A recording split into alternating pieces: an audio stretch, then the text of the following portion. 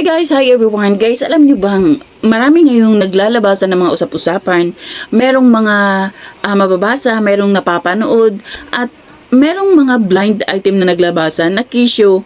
Itong si Coco Martin at saka si Julia Montiz is kumuha ng Schengen visa, pero hindi lang para sa kanilang dalawa. Merong 3 bata daw at yun nga, nag-assume na yung mga netizen na anak ni Julia at saka ni Coco.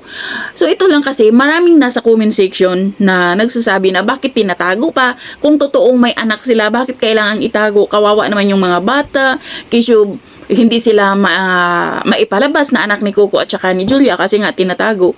At sabi nila ang OA naman. Pero ito lang siya guys ha, sila kasi yung parents, sila yung may karapatan na gawin kung anong gusto nila kung totoo man na mayroon silang anak. At sa mundo ngayon na sobrang magulo, sobrang maingay, at ang daming mga matatalino, ang daming masabi ang mga netizen, ang daming nilang makomento na hindi maganda. At alam natin ang social media is napaka-toxic na talaga. Kaya merong rason kung totoo may anak sila ni Julia at saka ni Coco.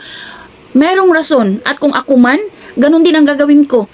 Dahil ang mga netizen, ang daming marites na walang magandang masabi kung hindi puro negatibo. Kaya tama lang na tinago ni Julia at saka ni Coco. Din, anak naman nila yun. Wala naman din tayong ambag sa buhay nila. Itong mga netizen, sila pa yung walang ambag. Sila pa yung daming sinasabi. So, yun lang guys. Thank you for watching. Bye. God bless everyone.